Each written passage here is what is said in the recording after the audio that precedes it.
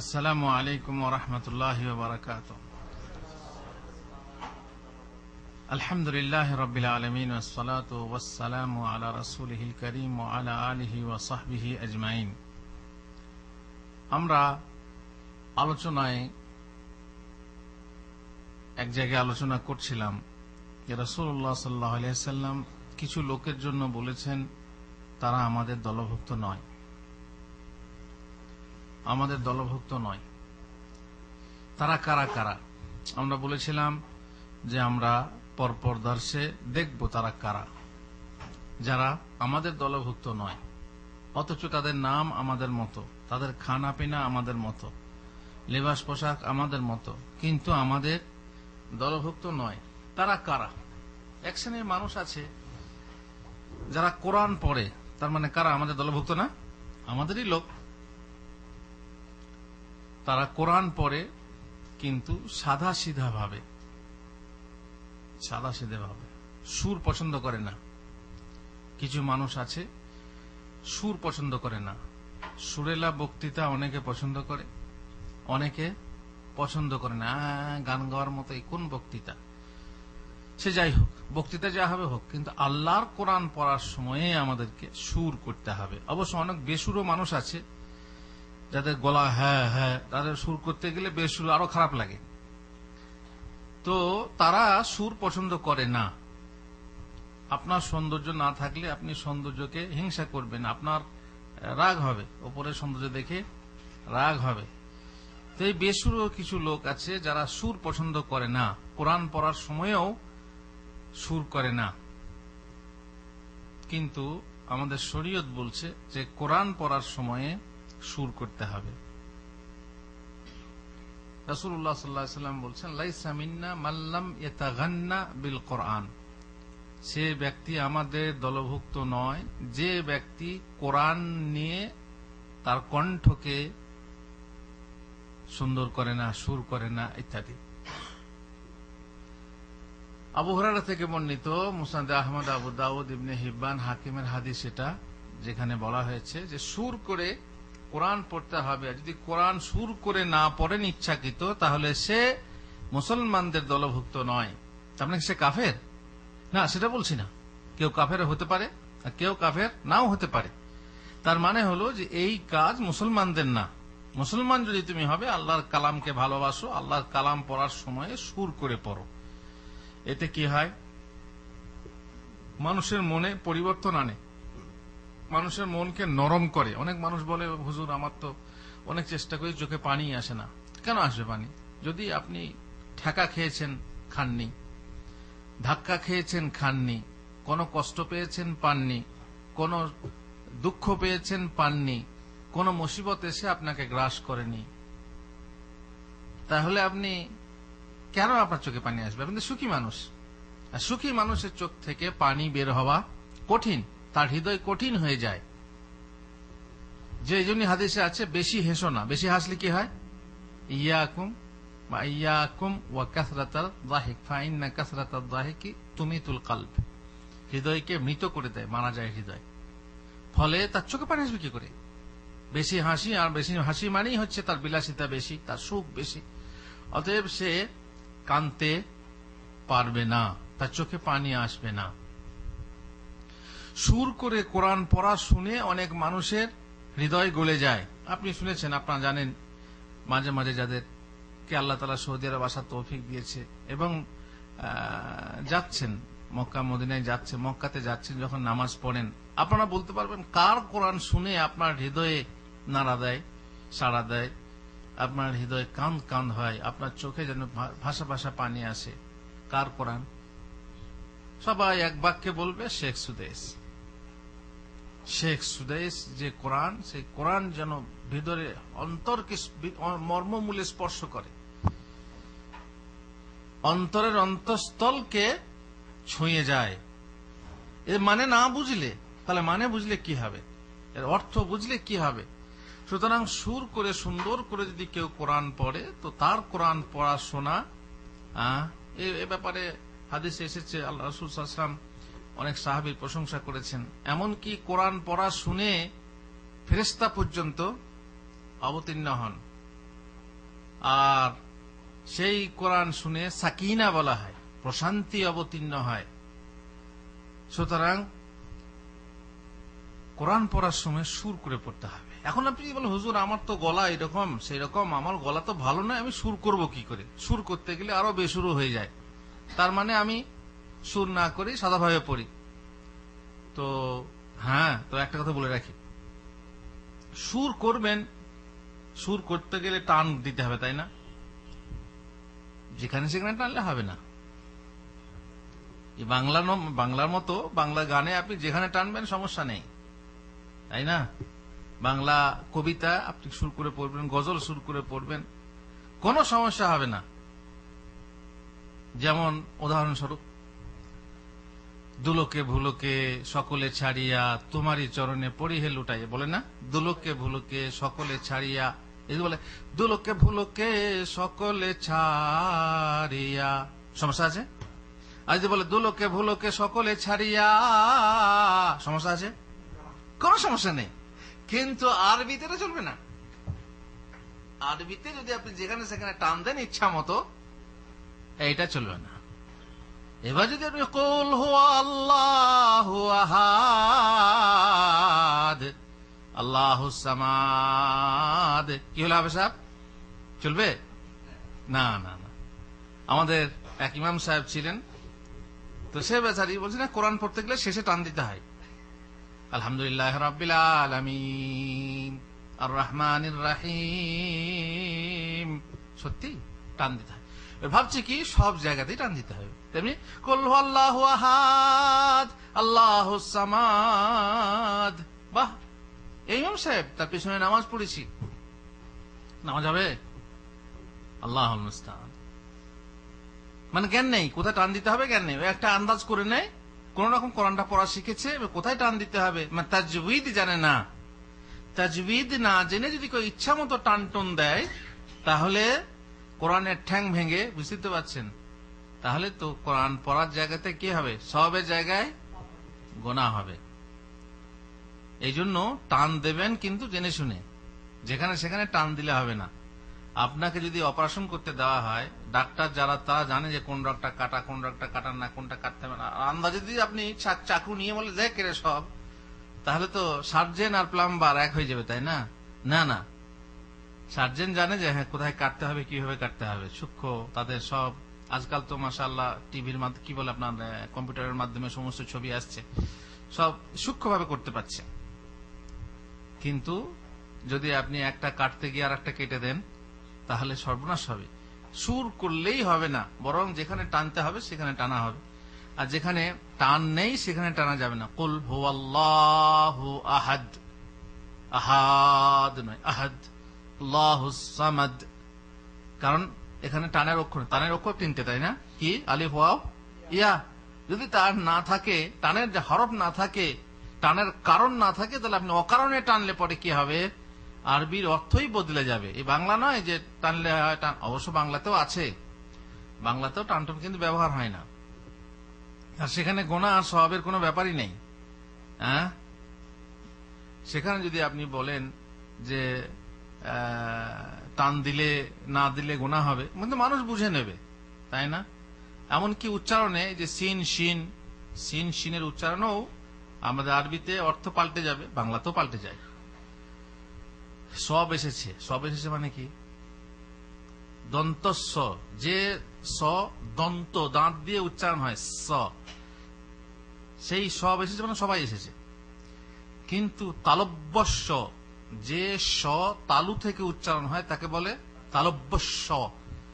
যদি বলি সব এসেছে, তার মানে কি? মরা এসেছে, দেখছেন, তাই না? তো এগুলো বাংলাতে আছে, বাংলাতেও কেরাত আছে, বাংলাতেও তাজবিদ আছে, কিন্তু প্রচলিত না।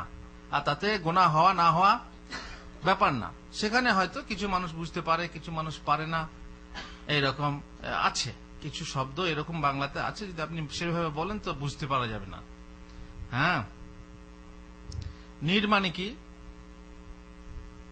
নীর মানে কি জানেন? নীর মানে হচ্ছে পাখির বাসা। আর নীর মানে কি? নীর মানে পানি। নিরম্বু উপবাস, মানে পানিহীন উপবাস, এমন উপবাস যাতে পানিও পান করা যায় না, আমাদের উপবাস। আর এক শ্রেণীর মানুষ উপবাস করে তাতে অম্বু থাকে, মানে পানি থাকে। অম্বু মানে পানি, বুঝতে পারলেন? নিরম্বু মানে নির মানে পানি না, নিহ অম্বু মানে পানি ছাড়া, ওটা আলাদা কথা, ভুল হল বলতে। নীর মানে হচ্ছে পানি, চক্ষু নীর মানে চোখের পানি। আর নীড় ওই যে দয়বন্ধুর অর দিয়ে মানে হচ্ছে কি পাখির বাসা, কুলাই আছে, বাংলাতেও আছে, আরবিতে এইভাবে শত শত আছে। আপনি ঠিক মতো না পড়েন তাহলে পরে মানে গড়বড় হয়ে যাবে, বিশাল মানে গড়বড় হবে। সূরা ফাতিহাতেই বহু রকম, সূরা ফাতিহা যেরকম উল্টো পাল্টা পড়েন তাহলে আপনার কি হবে, গুনাহ হবে। আর সূরা ফাতিহা নামাজি হবে না, নামাজ যদি পড়েন তাহলে আপনার নামাজি হবে না। আইন ঠিক মতো উচ্চারণ করতে পারেন না, বাংলাতে আইন নেই, আচ্ছা আইন। তারপরে বাংলাতে সাদ নেই, কি করে আপনি উচ্চারণ করবেন? ইহদিনাস, এই যে সাদ নেই বাংলাতে, তখন আপনাকে শিখতে হবে, শুধু টানটা দিলেই হবে না।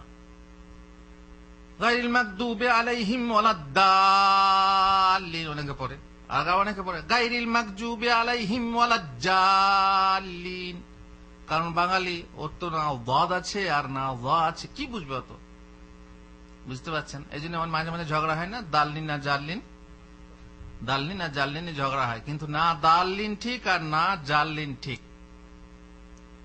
সুতরাং শুধু টান দিলেই হবে না, বেসুরো গলা আপনি শুকনো করে পড়বেন তাও হবে না, সুর করে পড়তে হবে, কিন্তু সুরটা যেন সঠিকভাবে হয়, যেখানে সেখানে টান দিয়ে যেন সুর না হয়। আপনি ইমাম সাহেব মানুষ, তাজবিদ শেখেননি, ইমামতি করছেন গ্রামে আদা বনে শিয়ালদাজা, সেখানে কেউ জানে না আরবি, চলবে? চলবে। অনেকে বাংলা লেখাপড়া করে ইমামতি করছে, কোরআন শিখে নিয়েছে, কিন্তু যদি সেই গ্রামে আলেম থাকতো, আর সেই সব লোক সেই যে গ্রামে আলেম আছে টিকতে পারবে না, বুঝতে পারলেন? শুধু সামান্য একটা কারণ দেখেন, সেই গ্রাম থেকে ইমাম ছেড়ে চলে গেল, কারণটা কি? ওই যে নিল্লাজি জামা আমালাম ওয়া আদাদা পড়তো। তারপর আমি গেলাম, জিজ্ঞেস করলো আমাকে যে হুজুর কি করে পড়তে হবে, ওয়াইলুল লিকুল্লি হুমাজাতিল লুমাজার পর কি বলতে হবে, আল্লাজি বলতে হবে, নিল্লাজি বলতে হবে। আমি বললাম যে যদি স্টপ করে তাহলে আল্লাজি বলতে হবে, স্টপ না করলে নিল্লাজি বলতে হবে। এইটা নিয়ে বাস লেগে গেল। হ্যাঁ, তো আপনি কিছুই জানেন না, আপনি ইমামতি করছেন, এই সেই বড় হুজুর বলেছেন বা মদিনার হুজুর বলছেন আল্লাজি পড়তে হবে, আপনি নিল্লাজি পড়েন। বাস প্রেস্টিজে লেগে গেছে, প্রেস্টিজে লেগে গেছে। এই আরব পার্টি পিছনে লেগেছে, এই সেই করে সে মসজিদই ছেড়ে দিল। ওদের সুবিধা কোথায়? যেখানে পেছনে কেউ ভুল ধরার নেই, সেখানে তাদের ঠিক মানে ভালোভাবে তাদের আপনার নখ গেড়ে আছে। আল্লাহুল মুস্তাআন। পাবলিক বুঝতে পারবে না, কোন হাফেজ যারা তাজবিদ পড়েছে তারা যদি তার পেছনে নামাজ পড়ে তাহলেই বুঝতে পারবে যে হ্যাঁ এর পুকুরে কতটা পানি। তো যাই হোক, যেখানে সেখানে শুনবে। এখন যদি আপনি প্রশ্ন করেন হুজুর আমার গলা ভালো না, তাহলে আমি কি করব? শুনুন একটি হাদিস। ইবনে আবি মুলাইকা বলছেন, ওবাইদুল্লাহ বিন আবি ইয়াজিদ রাদিয়াল্লাহু আনহুমা, তিনি আবু লুবাবা তাদের পাশ দিয়ে পার হয়ে গেলেন। তারপরে দাখালা বাইনাহু ফাদাখালনা আলাইহি ফাইজা রাজুলুন রাসুল হাইআ, একজন সাদাসিধে বেশে এক মানুষ ছিল। সে বলল যে আমি সামিয়াত রাসূলুল্লাহ সাল্লাল্লাহু আলাইহি ওয়াসাল্লাম ইয়াকুল, আমি রাসূলুল্লাহ সাল্লাল্লাহু আলাইহি ওয়াসাল্লাম কাছে বলতে শুনেছি, লাইসা মিন্না মান লাম ইয়াতাগান্না বিল কোরআন, যে ব্যক্তি কোরআন সুর করে পড়ে না সে আমাদের দলভুক্ত নয়। কালা ফাকুলতু লিবনে আবি মুলাইকা, সে বলছে আমি ইবনে আবি মুলাইকাকে জিজ্ঞেস করলাম, ইয়া আবা মুহাম্মদ আরাআইতা ইল্লাম ইয়াকুন হাসানাস সাউত, আপনার কি রায় যদি তার সব সুর ভালো না হয়, তার গলা ভালো না হয়, তার কণ্ঠ সুন্দর না হয়? কালা ইউহাসসিনুহু মাস্তাতা, যথাসাধ্য সে সুন্দর করার চেষ্টা করবে। এ নয় যে হ্যাঁ হচ্ছে না তো দরকার নেই, হ্যাঁ হ্যাঁ হ্যাঁ হ্যাঁ ঠিক আছে, তবুও যতটা পারে সে চেষ্টা করবে যে কোরআনটাকে, আল্লাহর কোরআনটাকে আমি ভালো করে পড়বো। আর সত্যি বেসুরো মানুষদের পক্ষে কঠিন। ওই যে বললাম না, যাদের হৃদয় খুব কঠিন, যাদের মেজাজ খুব, তারা পারবে না, তারা ওই ধরনের সুর করতে পারবে না। কিন্তু কি বলা হলো আবু দাউদের হাদিস, যথাসাধ্য সে চেষ্টা করবে সুর আনতে, একান্ত না পারলে তো করার কিছু নেই। এবার চলুন অন্য একটা কথা। রাসূলুল্লাহ সাল্লাল্লাহু আলাইহি সাল্লাম বলছেন, লাইসা মিন্না মান লাম ইউজিল্লা কাবীরানা ওয়া ইয়ারহাম সাগীরানা ওয়া ইয়ারিফ লিআলিমিনা হাক্কা। এবার হলো, সেই ব্যক্তি আমাদের দলভুক্ত নয় যে বড়কে সম্মান দেয় না, বড়কে বড় বলে মনে করে না, বড়কে সম্মান দেয় না, সে অহংকারী, তাই না? যে নিজে বড়াই করে সে অহংকারী, সেটা আলাদা কথা। কিন্তু এখানে বড়কে সম্মান দেয় না, বড়কে বড় বলে মানতে চায় না। একজন বৃদ্ধ মানুষ আসছে, আপনি বসে আছেন, উচিত কি আপনি সিট ছেড়ে তাকে বসতে দেবেন, বাসে, ট্রেনে, যেখানেই হোক। এ হলে বড়দের সম্মান। আপনার বয়সে বড়, আপনার জ্ঞানে বড়, ইত্যাদি ইত্যাদি, বড় যাকে বলে। বড়কে যদি সম্মান কেউ না দেয়, এবং তার সেই সঙ্গে ছোটকেও স্নেহ করতে হবে, ছোটর প্রতি স্নেহ করতে হবে। ছোট একটা বাচ্চা, সে পাচ্ছে না কিছু করতে, আপনি করে দেবেন, সহযোগিতা করবেন। রাস্তা পার হতে পারছে না, রাস্তা পার করে দেবেন, ইত্যাদি ইত্যাদি। কোন একটা জিনিস উঁচুতে তোলা আছে, সে পারতে পারছে না, আপনি করে দেবেন। ছোটদের প্রতি স্নেহ করতে হবে। যেমন ছোটরা বড়কে সম্মান দেবে, তেমনি বড়রা ছোটকে স্নেহ করবে। যেমন ছোটরা বড়দেরকে শ্রদ্ধা করবে, ছোটরা তেমনি বড়কে, কি বলে, বড়রা তেমনি ছোটকে মায়া মমতা দিয়ে স্নেহ করবে। আর ওয়াইয়ারিফ লিআলিমিনা হাক্কা, আলেমের হক, আলেমের কদর জানে না। যে আলেমের কদর জানে না, সে আমাদের দলভুক্ত নয়। যে বড়কে সম্মান দেয় না, সে আমাদের দলভুক্ত নয়। যে ছোটকে স্নেহ করে না, সে আমাদের দলভুক্ত নয়। তিনটে জিনিস এখানে আছে। আপনারা জানেন আলেমের হক। এবারে আপনি বলবেন, হুজুর আলেম ও জালেম দুরকম আছে। ঠিক আছে, জালেম যদি হয়, তবুও সে কিরকম জালেম না জেনে আপনি তার সঙ্গে উচ্চবাচ্য করবেন, এটা ঠিক না। আপনার গ্রামের ইমাম সাহেব একটা হাদিস বললেন, দিয়ে হাদিস শুনেই বলছেন, আই মিয়া, এটা তো নতুন হাদিস শুনলাম আজকে। আরে বাবা, তুমি হাদিস কি আল্লাহ নবী সমস্ত হাদিস শুনে ফেলেছো? সাহাবাদের মধ্যে কেউ ছিলেন আল্লাহ নবী হাদিস সবাই শুনে ফেলেছে? আলেমদের মধ্যে কেউ ছিলেন যে আল্লাহ নবী সমস্ত হাদিস জানেন? তাহলে তুমি কোন দাবি নিয়ে বলতে পারলে যে এটা মিয়া নতুন হাদিস? তোমার কাছে নতুন, কিন্তু হুজুর বললেন, হুজুরকে আদবের সঙ্গে জিজ্ঞেস করো, হুজুর হাদিসটা কোথায় আছে? এটা তো আমরা শুনি নাই আগে, আপনার কাছে শুনলাম, তো কোথায় আছে বলুন। আদবের সঙ্গে। বেয়াদবের মতো তার হক না চিনে, তার কদর না চিনে এভাবে করা, বুঝতে পারছেন? কিছু মানুষ থাকে জামাতে, যারা সত্যিপক্ষেই, যেমন শাশুড়ি আছে বউ কাটকি, তেমনি জামাতের কিছু লোক মুরব্বী থাকে যারা হয় ইমাম কাটকি। আপনারা এখানে এদেশে কাজ করেছেন যারা মসজিদে, তারা জানেন চট করে আমেল টিকতে পারে না, ইমাম টিকতে পারে না, মুয়াজ্জিন টিকতে পারে না। কেন? ওই দু একটা লোক আছে সবসময় খুট খুট খুট খুট খুট করে, পারলে গিয়ে অভিযোগ করে, আওকাফে অভিযোগ করে, তার ফলে ইমাম টেকে না, আমেল টেকে না।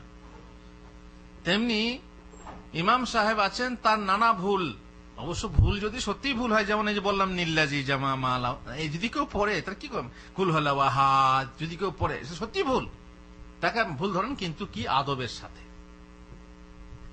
এখন যদি তার ভুল না হয়, ভুলটা আপনারই, উল্টে আপনিই ভুল করছেন, আর ইমাম সাহেব ঠিক পড়ে যাচ্ছেন, উনার মতে না এটা ভুল, আপনি নামাজেই রাত করছেন না, এটা পড়তে হবে, তারপর না এটা পড়তে হবে। আমি একবার নামাজ এক জায়গায় ইমামতি করলাম, ওখানে বললাম তাব্বাত ইয়াদা আবি লাহাবিন ওয়া তাব, সালাম ফেরার পরে বলছে, হ্যাঁ আমরা এতদিন শুনে আসছি ওয়া তাব্বার, আপনি তাব বলছেন।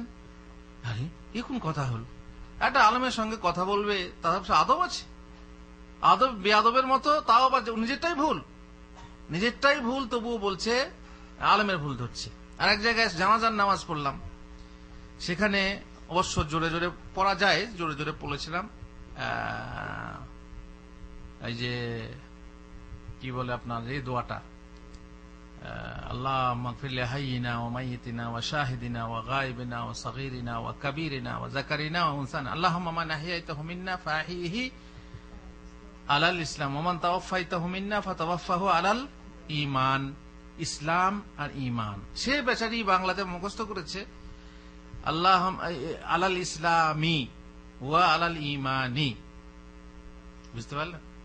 দিয়ে নামাজ পড়া হয়ে গেল, সে আমাকে ধরেছে, বলছে আমরা তো ইসলাম আলাল ইসলামি আলাল ঈমানি পড়ি, তো আপনি আলাল ইসলাম আলাল ঈমান পড়লেন, কি ব্যাপার?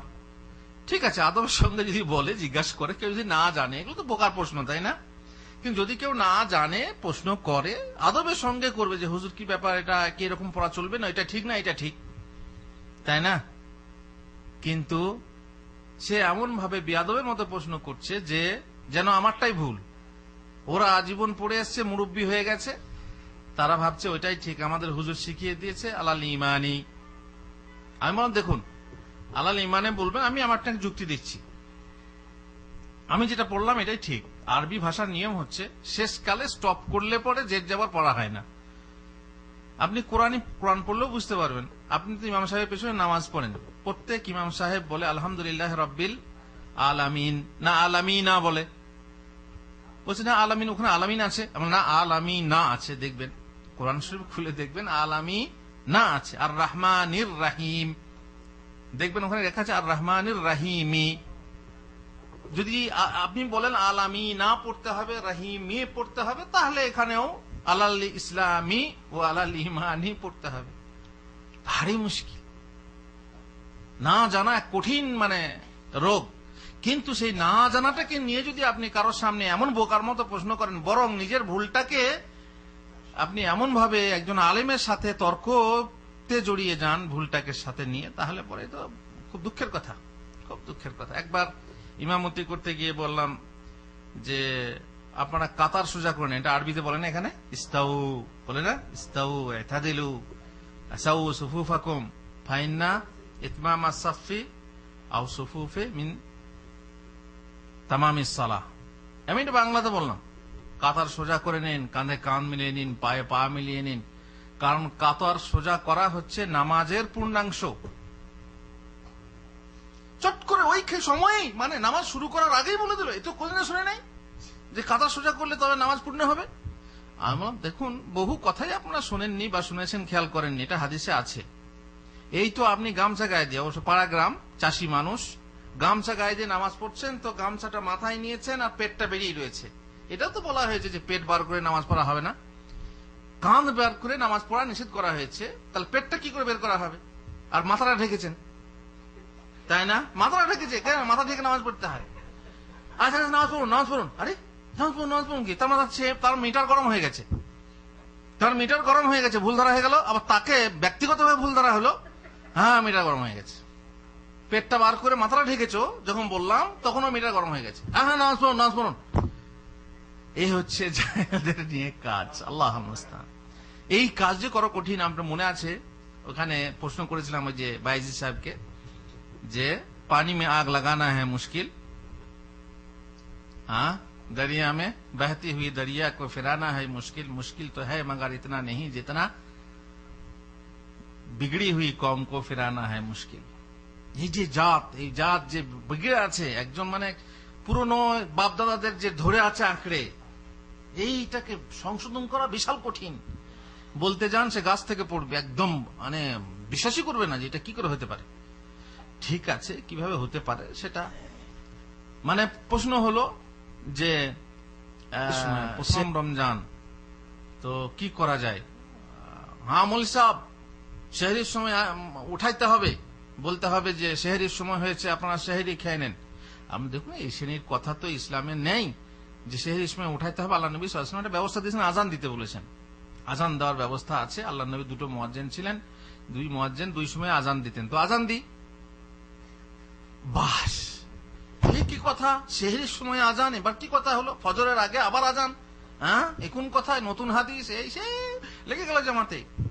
কেউ কেউ বলছে যারা জানে, হ্যাঁ হ্যাঁ ঠিক আছে আজানই দেবে, না তাহলে গোলমাল হয়ে যাবে, সবাই ভাবে ফজরের আজান। আমরা গোলমাল হবে না, আপনার তো একটা জামাতে আছেন, একটা গ্রামে আছেন, আজান যখন অমুক দেবে তখন জানবেন যে ফজরের আজান, কি বলে তাহাজ্জুদ বা সেহরির আজান। আর অমুক যখন দেবে তখন জানবেন যে ফজরের আজান, তাহলে মিটে গেল। না না, গোলমাল হবে, এসব চলবে না। হ্যাঁ, তা এটাও পার্থক্য আছে, সালাতু খায়রুম মিনান নাওমের পার্থক্য আছে। কিন্তু ওটা যদি খেয়াল না করতে পারে, হয়তো ঘুমিয়ে ঘুরে আজানটা শুনবে না, প্রথম আজানটা, ফজরের আজান তো গড়বড় হবে না, গড়বড় হবে প্রথমটা নিয়ে কতক্ষণ অপেক্ষা করবে, নিয়ে শুনবে যে সালাতু খায়রুম মিনান নাওম বলছে কিনা, ও প্রথমেই গালি দিতে শুরু করবে। আল্লাহ, মাথা খারাপ হয়ে গেছে ইমামের, মোল্লাজির মাথা খারাপ হয়ে গেছে। ইমাম বলে না, মোল্লা বলে, কি বলে, আরো সব কত রকম খারাপ নাম আছে। হ্যাঁ, মোল্লা, মুন্সি, আর কি কি তুচ্ছ ভরে এরা শিক্ষিত লোক হয়েও আলেম ওলামাকে তারা ছোট করে। তবে আপ বলতে পারেন যে তারা ওই রকম আলেম নয় হুজুর, ঠিক আছে, তবু তো সম্মান আছে। আপনি তার পিছনে গিয়ে নামাজ পড়ছেন, তার মানে কি, সে আপনার থেকে নিশ্চয়ই সম্মানিত, সে আপনার থেকে বেশি বড়, তাই আপনি তাকে আগে বাড়িয়ে দিচ্ছেন। তারপর আপনি তাকে এইভাবে কথা বলবেন মোল্লা তুচ্ছ করে। হ্যাঁ না, মোল্লাজি, আরে জোহরের সময় আজান হচ্ছে, বুঝলেন, জোহরের সময় আজান হচ্ছে, সে বেচারি কোনো কাজে ফেঁসে আছে, সে নামাজি মানুষ, তো চাচ্ছে যে আর একটু সময় পেলে পরে আমার কাজটা হয়ে যায়। যেমনি আজান হলো, হ্যাঁ দেখ মোল্লাকে খিদে লেগে গেছে, আজান শুরু করে দিল। তার মানে কি বলুন তো, ওই যে পাড়া গ্রামে সাধারণত জামাতও আছে, আজান হলে জোহরের পর ভাত আসে, তো এর উদ্দেশ্য কি, যে আজান দিয়ে দিল, এই তো এবারে আজান হয়ে নামাজ হলেই ভাত আসবে, তাই তাড়াতাড়ি আজান দিয়ে দিল, তার মানে সময়ের আগে আজান দিল, তাই নাকি? আরে বেকুফ, এত বড় কথা তুমি বলছো মোল্লার জন্য? কোথায় আলেমদের সম্মান? আলেমদের সম্মান কোথায়? মর্যাদা কোথায়? আপনি বিশ্বাস করবেন না, আলেমদের মর্যাদা অবশ্য জানেন না, আপনারা শুনেছেন নিশ্চয়ই এমন একটা গল্প, যে গল্পটা আমাকে বলতে খুব ভালো লাগে, আর আপনারা অনেক শুনেছেন, অনেকে শুনে হাসে, অনেকে খারাপ ভাবতে পারে। অবশ্য গল্পটা আমি লিখেছি বড় হওয়ার স্বপ্নে বইটাতে। আমার এক বন্ধুর কাছে গল্পটা শোনা, যাই না সত্য মিথ্যা আল্লাহ জানে। আলেমের কদর, আলেমের সম্মান সবাই করে। দেখবেন গ্রামের যারা পাড়া গ্রামের মানুষ তারা জানেন, আপনার পেঁপে গাছে প্রথম পেঁপে ধরেছে, পেকেছে, সে পেঁপেটা কাকে দেবে? নাকি হুজুরকে দেবে, আর যাদের পীর সাহেব তাদের পীর সাহেবকে দেবে। কিন্তু আলেমের একটা সম্মান আছে বলে আলেমকে দেয়। আপনার গাছে আম পেকেছে, প্রথম আম, পাকা আম, পেয়ারা পেকেছে, পেয়ারা বুঝেন তো আপনারা, প্রথম পেয়ারা হুজুরকে দেবেন, ডাব হুজুরকে দেবেন, এটা আছে। কিছু মানুষ আছে, আর কিছু মানুষ আছে এদের প্রতি জ্বালা। তো এক বাড়ি থেকে এরকম আলেমের জন্য, মসজিদের জন্য কিছুই আসতো না, হুজুরের জন্য পালি পর্যন্ত যে খাবার দিতে হবে তাতেও মানে আগ্রহ দেখাতো না। তো একদিন সেই বাড়ি থেকে একটা ছোট্ট মেয়ে, বোধহয় 6 বছর কি 7 বছরের একটা মেয়ে, মাটির হাঁড়ি করে দুধ নিয়ে এসেছে। হ্যাঁ, আবার পড়তে আসে মেয়েরা, জানেন ছোট ছোট মেয়েরা মসজিদে পড়তে আসে, সেই হিসাবে সব বাড়ি থেকেই আসে যে কোরআনটা কোন রকম শিখলে হয়। তো দুধ নিয়ে এসেছে মাটির হাঁড়িতে। ইমাম সাহেব বলছেন, কিরে তো কার বাড়ি থেকে এসছিস? বলছে ওই অমুকের বাড়ি থেকে। হ্যাঁ, তো কি ব্যাপার, কি নিয়ে আসছিস? ওই যে দুধ নিয়ে এসেছি। দুধ তো বাড়ি থেকে তো কিছুই আসে না, তো হঠাৎ করে দুধ নিয়ে এলি কেন? ওই যে ওই দুধটা রাখা ছিল, নিয়ে কুকুরে মুখ দিয়ে দিয়েছিল, তো নিয়ে দাদি বলল মৌলী সাহেবকে দিয়ে আসকা। আরে কোন কথা, কুকুরে মুখ দিয়ে সেই দুধ মৌলী সাহেব দিতে বললো? হ্যাঁ, কোথায়? মাটির হাঁড়ি তো ধম করে সামনে মেরে দিল, হ্যাঁ ফেরে গেল, দুধ সব ছিটকে গেল। তখন মেয়েটা কাঁদলে, করে কাঁদছিস কেন? তো আমাদের মাটির হাঁড়িটা ভেঙে দিল। মাটির হাঁড়ি ভেঙে কি, তো কুকুরে মুখ দিয়ে দুধ নিয়ে আসছিস, আবার তুই কাঁদছিস? তো বলছে আমাকে দাদি গাল দেবে। কেন গাল দেবে? বলছে ওই হাঁড়িতে আমার দাদি ডেলি রাতে মুতে। সর্বনাশ, আল্লাহর মুস্তাআন। এটা বাড়াবাড়ি, তাই না?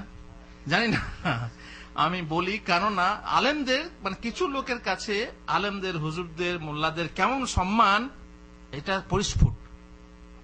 কিছু মানুষের কাছে একদম তুচ্ছ, মোল্লা কোনো পাত্তাই দেয় না।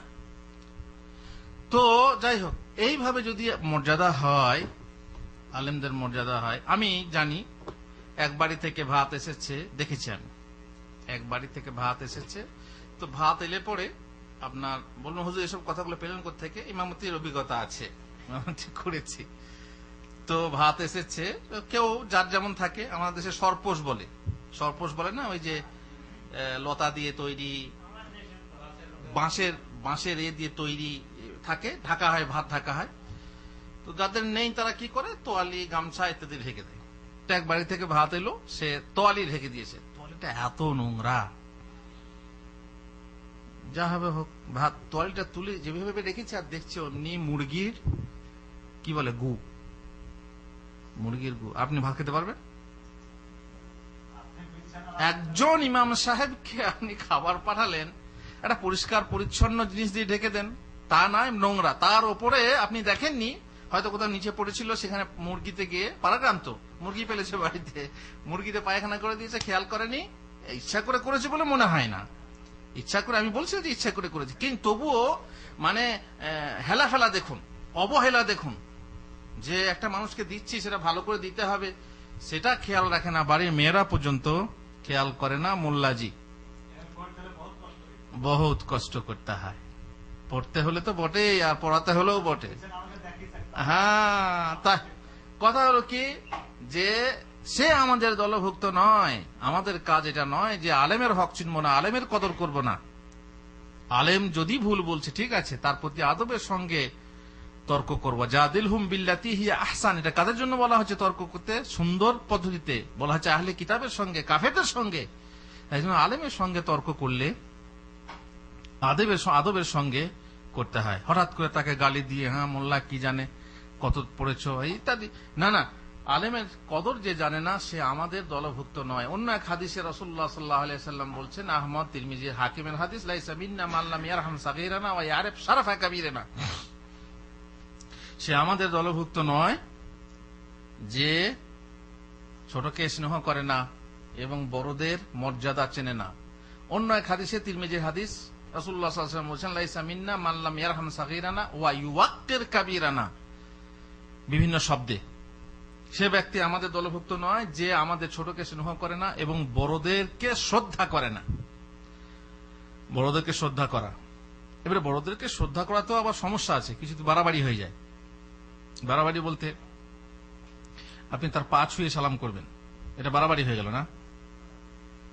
আচ্ছা, ওর সামনে থেকে হুজুর আসছেন, আপনি এই দিক থেকে যাচ্ছেন, ঠিক আছে, অনেকে সাইকেল যাচ্ছে, সাইকেল থেকে নেমে যায়, যে হুজুরকে সালাম করে, সালাম মানে হাত মোসাফা করে, সমস্যা নেই, কিন্তু অনেকে পায়ের জুতো পর্যন্ত খুলে দেয়, দেখেছেন, খেয়াল করেছেন? হুজুর আসছে জুতো পরে, আপনিও যাচ্ছেন জুতো পরে, তা আপনি হুজুরকে সালাম করবেন তো পায়ের জুতোটা খুলে তখন সালাম মোসাফা করছেন, এগুলো বাড়াবাড়ি, এ তো প্রয়োজন নেই, না, মোটেই ঠিক হবে না। এই জন্য বলছি যে শ্রদ্ধা করবেন, শ্রদ্ধা করার মতো। শ্রদ্ধা করা কেমন? যেমন একদিন বলছিলাম, ওই যে যদি আপনি কোনো ভুল করছেন, সেই ভুল তার সামনে করবেন না। আপনি সিগারেট খান, তার সামনে খাবেন না, সিগারেট খাওয়া তো হারাম, তাই না? এ তো হুজুরকে লোক দেখানি হলো, কিন্তু তবুও মনে হচ্ছে যে আপনি তাকে শ্রদ্ধা করছেন, তাকে শ্রদ্ধা করছেন। যেমন মেয়েরা করে, হুজুর এলে পরে মাথায় কাপড় নেয়, এটা শ্রদ্ধা, এটা শ্রদ্ধা, এটা পর্দা না, যে হুজুরকে দেখে পর্দা করতে হয়, এটা ওর উদ্দেশ্য না। উদ্দেশ্যটা কি? শ্রদ্ধা। যেমন মেয়েরা আজানের সময় মাথায় কাপড় নেয়, তাই না? এটা আজানের প্রতি শ্রদ্ধা, কিন্তু এটা কি নিয়ম? না, নিয়ম না। আজানের সময় কি মাথায় কাপড় নিতে হবে? না না না, এটা একটা শ্রদ্ধা, ওরা মনে করে যে শ্রদ্ধা করা হচ্ছে। যেমন ওই যে বললাম, একবার বলছিলাম, কোন এক রাজনৈতিক পার্টি নেতা যাচ্ছিল মসজিদের পাশ দিয়ে, আজান শুরু হলো, বলে গাড়ি থামাও, আজান শেষ হলো, তা বলে গাড়ি চালাও। কেন? বলছে আজানকে শ্রদ্ধা করলাম। সে অমুসলিম, যাতে করে লোকে, মুসলিমরা তাকে ভোট দেয়। যেমন ইফতারি পার্টি করছে, বুঝতে পারছেন? এই অবস্থা। শ্রদ্ধা বেশ ঠিক আছে, কিন্তু বাড়াবাড়ি, শ্রদ্ধাতে বাড়াবাড়ি করা কিংবা লোক দেখানি শ্রদ্ধাতে কোনো দাম নেই। মোট কথা, বড়কে সম্মান দিতে হবে, শ্রদ্ধা করতে হবে যেভাবে। বড়র সঙ্গে উচ্চবাচ্য করা যাবে না, উচ্চ স্বরে কথা বলা যাবে না, তাদেরকে ছিনঘিন করা যাবে না। আগো কি হলো, কি এটা কে করতে বলল? ওই যে মুরব্বী বলেছে। তার উদ্দেশ্য কি? মুরব্বী বলেছে মানে কি? আব্বা বলেছে। আব্বা বললেন না, বাপ বলবেন না, আব্বা বলবেন না, কি বলবে? মুরব্বী। মানে এই যে একসঙ্গে থাকলে তাদের প্রতি শ্রদ্ধা কমে যায়, কিন্তু শ্রদ্ধাটা কমে গেলেও এই পরিমাণ হওয়া উচিত না যে তার নামটাও আপনি, তার এটাও আপনি উচ্চারণ করবেন না। বুঝতে পারছেন? এইভাবে কথার জন্য বলি, যেমন যদি হেলাল হেলাল বলে একজন আলেম আছে, ঠিক আছে, একজন বললো আচ্ছা এই কথাটা কে বলেছে রে, তখন যদি শ্রদ্ধা থাকে তো বলবে মৌলানা হেলাল বলেছেন, আর যদি শ্রদ্ধা না থাকলে হেলাল মৌলভী বলেছে। পার্থক্য নেই, কথা দুটো পার্থক্য আছে। মৌলানা হেলাল বলেছেন আর হেলাল মৌলভী বলেছে, তাই না? আপনাদের দেশে মৌলভী বলে না, হুজুর বলে, তাই না? বলে, দুবি মৌলভীও বলে। তাহলে বোঝা গেল যে আপনার হেলাল মৌলভী বলেছে, এটাতে কি রয়েছে? অশ্রদ্ধা, অশ্রদ্ধা রয়েছে। আপনি যদি যেমন ভাবে শ্রদ্ধা করতে জানেন, মৌলভী সাহেব বলতে পারেন হেলাল মৌলভী সাহেব বলেছেন, এটা তো শ্রদ্ধা আছে, কিন্তু হেলাল মৌলভী বলেছে, এটাতে আপনার অশ্রদ্ধা রয়েছে, ঘৃণা ভাব রয়েছে, তুচ্ছ ভাব রয়েছে, এটা শ্রদ্ধা করা হলো না। সুতরাং শ্রদ্ধা না করলে জানতে হবে তার মধ্যে ইসলামী আদব নেই, ইসলামী চরিত্র নেই। এই জন্যই বলা হয়েছে সে আমাদের দলভুক্ত নয়, যে আমাদের আলেমের কদর চেনে না, বড়কে সম্মান করে না, আব্বা দাদা এদের সম্মান করা উচিত না, এরা মুরব্বী মানুষ। আপনার থেকে বয়সে যারা বড় তাদেরকে আপনি সম্মান করবেন, চাহে আপন দাদা হোক কিংবা অন্য কেউ হোক। বড় মানুষ, উচ্চ মানুষ দেখেছেন, তাকে আপনি সালাম করবেন, মাথা চুম্বন দেবেন। আমাদের দেশে মাথা চুম্বন দেওয়ার রেওয়াজ নেই, হাত চুম্বন দেওয়ার রেওয়াজ নেই, হ্যাঁ, খালি পা চুম্বন দেওয়া বা পা ছুঁয়ে সালাম করা, যেহেতু প্রতিবেশীদের আছে তাই দেখা দেখিতে আমাদেরও দিতে হয়। কিন্তু দাদা আপনার গিয়ে সালাম করবেন, হাতে ধরে হাতটাকে নিয়ে চুমা দেবেন কিংবা তার মাথা চুম্বন করবেন, কত খুশি হবে, সেটা পারবেন না। শাশুড়ির পা না ছুঁয়ে আপনি গিয়ে মাথায় ছি ছি ছি ছি, শাশুড়ির মাথা আবার চুম্বন দেওয়া হয়, ছি ছি। মায়ের মাথায় চুম্বন দেবে, ছিচি হয়ে গেল, কারণ পরিবেশে ছিচি আছে, এটাতে সমস্যা নেই। মোসাফা করবো, শাশুড়ির হাত ধরবো, এ হুজুর কি করেন আপনি? পরিবেশে নেই, মায়ের হাত ধরলে সমস্যা আছে? মায়ের হাত নিয়ে চুম্বন দেবেন, মাথা চুম্বন দেবেন, ও তো সমস্যা নাই, কিন্তু পরিবেশ আপনাকে শিখিয়েছে। এই জন্য পরিবেশ হচ্ছে বড় শিক্ষক। পরিবেশ থেকে যে মানুষ শিক্ষা পায়, স্কুল থেকে তা পায় না। পরিবেশ হচ্ছে বিশাল বড় শিক্ষক। সুতরাং খেয়াল রাখতে হবে যেন আমরা বড়দেরকে শ্রদ্ধা করার যে নিয়ম আছে সেই নিয়মে শ্রদ্ধা করি, এবং সেই নিয়ম যেন বাড়াবাড়ি না করি। এবারে তাকে শ্রদ্ধা করতে গিয়ে পা ছুবো, পা চুম্বন করবো না, এসব না। অন্য একটা প্রসঙ্গে যাই, সেটা হলো, এটা বলি শেষ করবো ইনশাআল্লাহ। সাপ মারা, বিশেষ করে বিষধর সাপ মারা কেমন? এটা একটা প্রাণী হত্যা। প্রাণী হত্যা যেটা ইসলামে জায়েজ করেছে, আমরা সেটা মানি এবং প্রাণী হত্যা করি, প্রাণী খাই, যেমন গরু ছাগল, যেটা আল্লাহ হালাল করেছে। কিন্তু যেটাকে আমাদের জন্য হারাম করেছেন অথবা হালাল করেছেন, সেটাকে খাবো না, ফালতু মারলাম। আপনার হাতে বন্দুক আছে, এই পাখি মেরে বেড়াচ্ছেন, খাবেন না, ওই মরে পড়ে থাকবে, এটা কি? হারাম। কিন্তু বিষধর কোন জিনিস হলে পরে, যেটা মানুষের দুশ্মন, মানুষের ক্ষতি করবে, অথচ মানুষের জন্য সকল কিছু সৃষ্টি হয়েছে, হল্লাজি খালাকালাকুম মাহফিল আরদি জামিয়া, মানুষের জন্য সৃষ্টি করা হয়েছে। এখন মানুষের যদি কোনো প্রাণী ক্ষতি করে, তাহলে তাকে কি করো? হত্যা করো। এটা খামাকা হত্যা করা না, খামাকা হত্যা করা না, মানুষকে বাঁচাবার জন্য হত্যা করা। তার কারণ তার প্রাণটা মানুষের প্রাণ থেকে বেশি উৎকৃষ্ট না, বরং তার প্রাণ থেকে মানুষের প্রাণই হচ্ছে উৎকৃষ্ট। অতএব মানুষের প্রাণ বাঁচাতে হিংস্র জন্তুকে হত্যা করো, এর অনুমতি আছে। যেমন সাপ মারা। অবশ্য সাপ কিছু আছে বিষধর, কিছু আছে বিষহীন। যার বিষ নেই তাকে হত্যা করার কোনো মানে হয় না। কিন্তু আপনি যদি না চিনেন যেটা বিষধর না বিষধর নয়, তাহলে আপনি কি করবেন? আপনি হত্যা করতে পারেন। কিন্তু এখানে আদেশ আছে যে হত্যা করো, বিষধর সাপ দেখলে হত্যা করো, এই আদেশ এখানেও বলা হয়েছে। রাসূলুল্লাহ সাল্লাল্লাহু আলাইহি ওয়াসাল্লাম বলছেন, উকতুলুল হাইয়াত কুল্লাহুন, সমস্ত সাপকে হত্যা করো। ফামান খাফা সারাহুন্না ফালাইসা মিন্না, যে তাদের মানে বিদ্রোহী হওয়াকে বা ছুটে এসে রাগকে ক্ষোভকে এসে দংশন করবে, ভয় করবে, সে আমাদের দলভুক্ত নয়। সাপ দেখলে কি করো? মেরে ফেলো, কেননা সে মানুষের দুশ্মন। এটা হচ্ছে আবু দাউদ নাসাইর হাদিস, ইবনে মাসউদ থেকে বর্ণিত।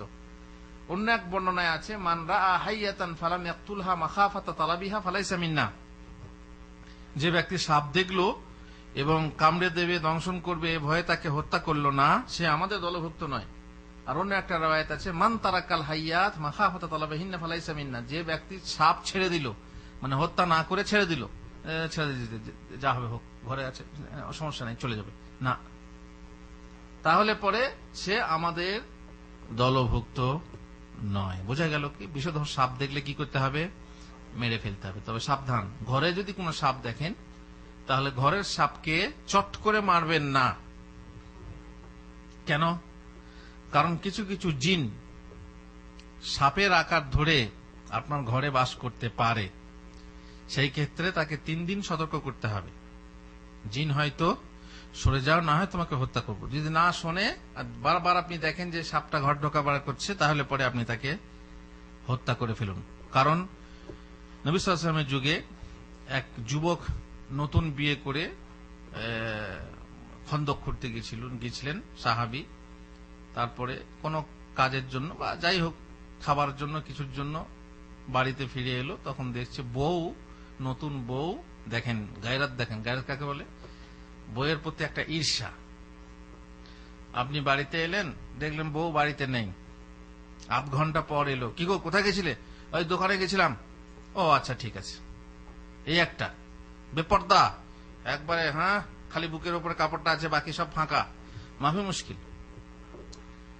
সালাম সাথে যাচ্ছে, হ্যাঁ হুজুর, সালাম আলাইকুম হুজুর, কেমন আছেন? এটা আমার বউ। মাশাআল্লাহ, বউয়ের সাথে পরিচয় করাচ্ছে আর কি, দেখাচ্ছে যে আমার কত সুন্দরী বউ পেয়েছি।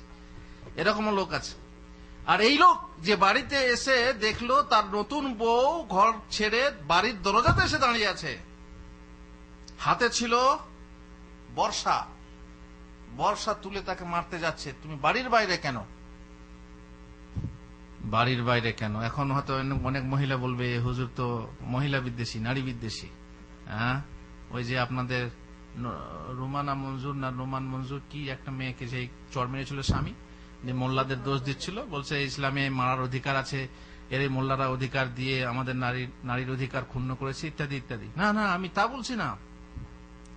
মেয়ে মানে তো সব মেয়ে খারাপ না, আমি মেয়ের বদনাম করছি, মেয়েদের বদনাম করছি। আমার মাও মেয়ে, আমার মেয়েও মেয়ে, আমার বোনও মেয়ে, সবারই বদনাম করছি। আয়েশা, ফাতেমা, খাদিজা, আসিয়া সবাই মেয়ে, মেয়েদের বদনাম কোথায় করলাম? কিছু কিছু শ্রেণীর, মানে এক শ্রেণীর মেয়েদের কথা বলছি।